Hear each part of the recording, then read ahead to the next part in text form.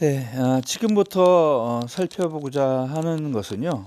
사물 인터넷에서 데이터를 수집하는 그런 디바이스의 기능에 대해서 좀 더 자세하게 살펴보도록 하겠습니다. 자, 데이터 수집하면 디바이스로부터 디바이스 주변에 있는 어떤 물리적인 상황이나 이런 것들 있죠. 뭐 온도나 습도 이런 것들을 파악해서 이것을 숫자로 변환하는 디지털화 과정을 의미합니다. 데이터를 수집한 이후에 이렇게 수집된 데이터가 게이트웨이를 통해서 통신 신호로 바뀐 다음에 서버로 전달되겠죠. 디바이스들은 디지털 시스템이기 때문에 1과 0이라고 하는 디지털 정보로 센서에서 측정한 데이터를 변환을 시킵니다. 센서에서 측정한 데이터는 아날로그 데이터가 대부분이에요.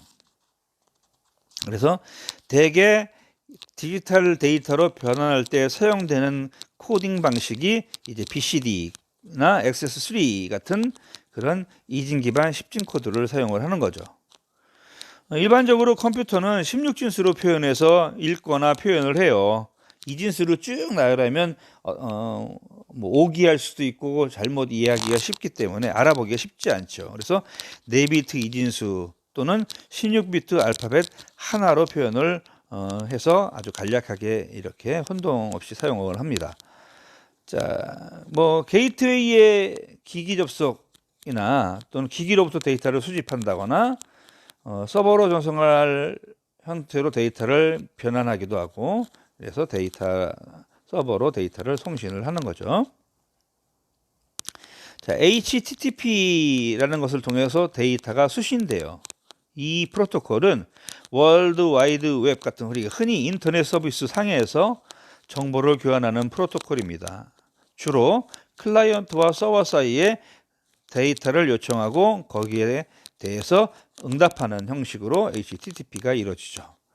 HTTP는 하이퍼텍스트 트랜스퍼 프로토콜의 약자입니다. 그래서 월드 와이드 웹 상에서 정보를 교환하는 프로토콜이죠.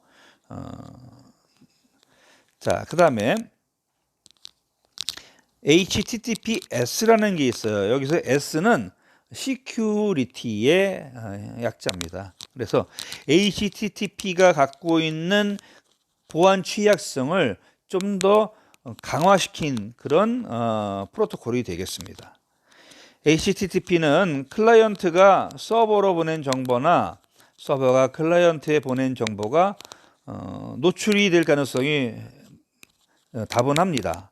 그래서 좀 더 보안성을 강화하기 위해서 도입한 거죠. SSL이라는 인증서를 미리 주고받고 이 인증서를 통해서 보안이 확보된 그런 채널을 그렇게 인증받은 그 통신로를 통해서만 데이터를 주고받겠다라는 게 HTTPS예요. 그래서 여러분 그림에 보시는 것처럼 이렇게 어떤 암호화 HTTP는 이제 일반 사용자가 의 단말이 이런 그 일반적인 HTTP 서버로 데이터를 주고받을 때 그냥 여과 없이 되는데 이 HTTPS에서는 어떻게 돼요? 암호화된 접속, 연결이 주를 이루고 있죠. 그래서 이때는 이제 SSL이라고 하는 어떤 서티를 받아야지만 이 통신 채널을 통해서 데이터를 주고받을 수 있게 됩니다. 자, 그다음에 웹소켓이라는 이제 프로토콜이 있는데요. 이것은 이제 어떤 특별한 사물 인터넷 같이 이제 비정기적인 이벤트를 처리하기, 그러니까 사물 인터넷은 아주 이제 비정기적인 이벤트들이 많이 발생을 해요. 이런 사물 인터넷 상에서 좀 더 적합한 양방향 통신 프로토콜이 이제 이 웹소켓이라는 거죠. 소켓이라는 건 어때요? 하나의 접속을 열어놓고 양방향 통신이 가능하게 하는 그런 프로토콜을 말하는데요.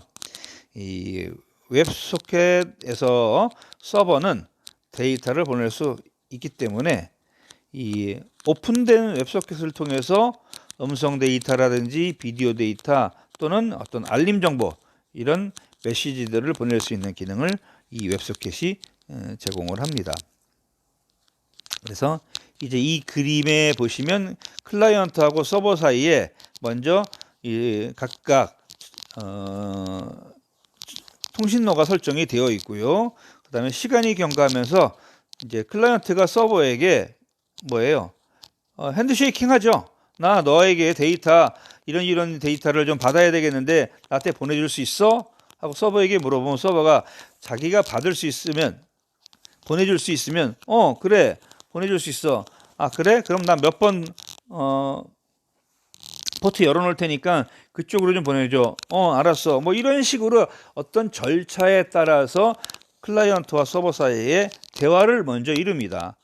대화를 하고 나서 그 다음에 이제 대화가 협상이 잘 되면 마지막에 이제 데이터를 전송하게 되겠죠.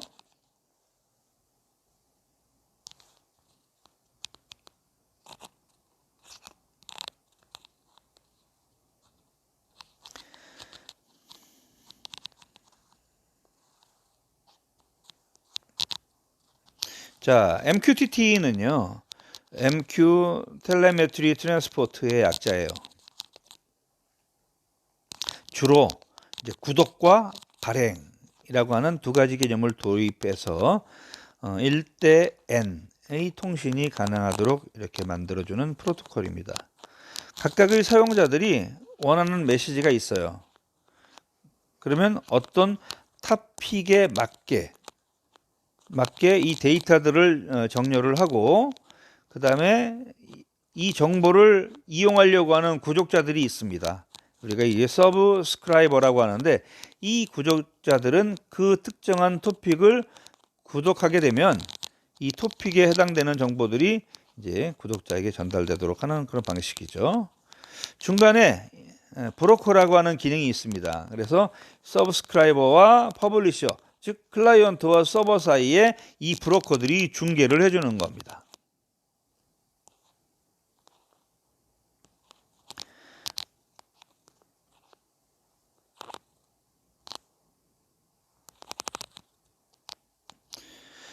자, 사물 인터넷에서 사용되는 데이터 형식은 이제 XML이나 JSON 같은 게 있는데요.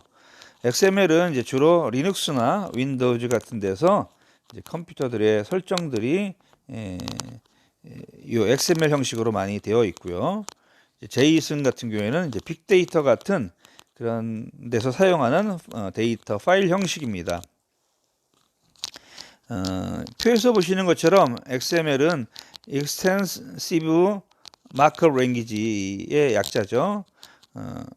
그래서 각종 성질들을 약속어를 통해서 규정을 하고 있습니다. 그래서 사람이 읽기에 좀 더 가독성이 좋아요. 그리고 어떤 컴퓨테이션 파일로 자주 사용됩니다.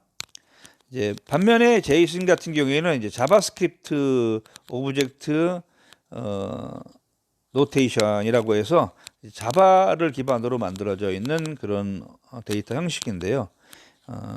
SML에 비하면 아주 간결한 형식으로 문장을 기술할 수가 있고요. 데이터 가공에 좀 더 적합한 형식이 되겠습니다. JSON 같은 경우에는 전체적인 데이터의 양이 적어요.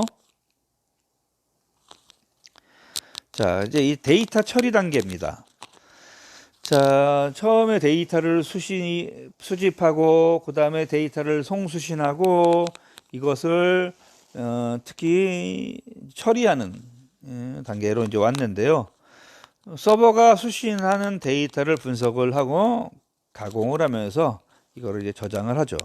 이렇게 가공된 데이터로부터 새로운 결정을 한 다음에 이렇게 결정된 정보를 다시 디바이스로 제어 명령을 통해 전달할 수 있도록 하는 겁니다.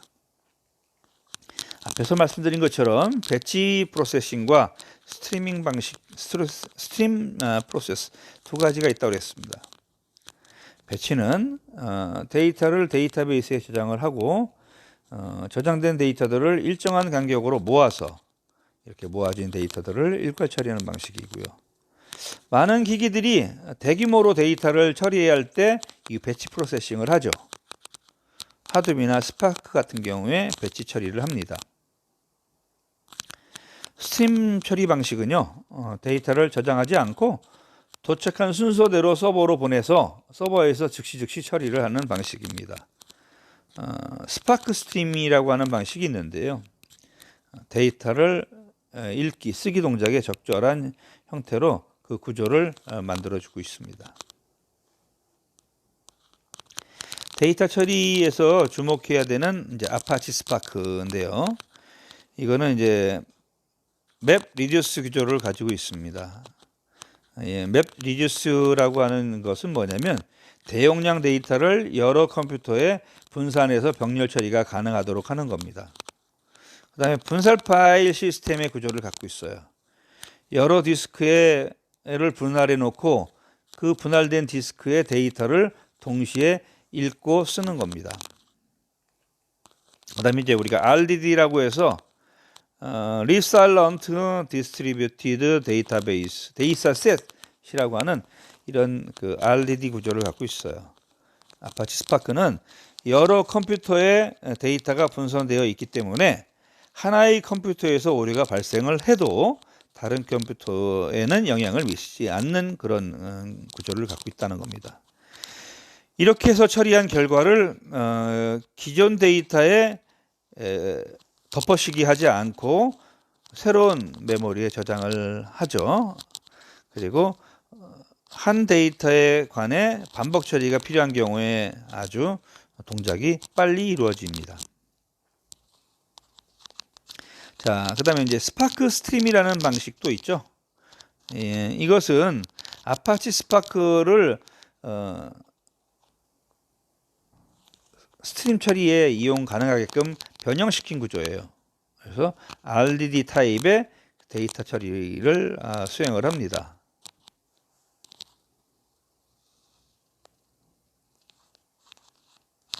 자, 아파치 스톰이 있는데요.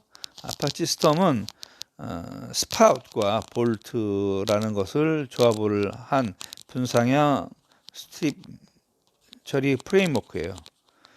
여기서는 이제 스파웃이라는 것은 어떤 토폴로지, 즉 망을 구성한다거나 어떤 시스템을 구축하는 기본적인 그 어떤 형태인데요. 이런 그 스폴로지의 외부 데이터를 읽어서 볼트에 입력을 하고요. 볼트에서는 이렇게 입력된 데이터를 처리해서 출력하는 그런 구조를 갖는 거죠. 튜플이라고 하는 그 어떤 레코드를 기반으로 데이터를 처리를 합니다. 자, 이렇게 데이터가 처리되면 처리된 결과를 저장해야 하는 그런 단계가 필요하죠. 이런 것을 데이터를 저장하는 저장소를 우리가 데이터베이스라고 하는데, 데이터베이스에는 뭐 이제 관계형 데이터베이스도 있을 수 있고, 뭐 구조적인 데이터베이스도 있을 수 있고, 객체형 데이터베이스도 있겠죠. 객체 지향형 데이터베이스를 말합니다. 자, 관계형 데이터베이스는 일반적으로 많이 사용되는 그런 데이터베이스인데요. 테이블 형태로 데이터를 저장을 합니다. SQL 언어를 이용해서 데이터를 추출하고 입력 및 삭제를 합니다. 특정한 데이터가 들어오면 열에 해당되는 데이터가 포함되어 있는 그런 속성들을 기록을 합니다. 그래서 이제 가로축은 레코드고요. 세로축이 이제 속성이 되겠어요. 직관적으로 볼 수 있다는 면에서는 편리하죠. 반면에 데이터들이 서로 가지고 있는 속성들이 굉장히 다양해질 수 있어요. 이 속성들이 많으면요.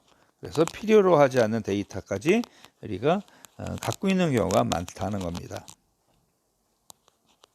그래서 데이터가 또 불균형할 경우에 효율적이지 못한 그런 형태라고 말씀드릴 수가 있겠습니다.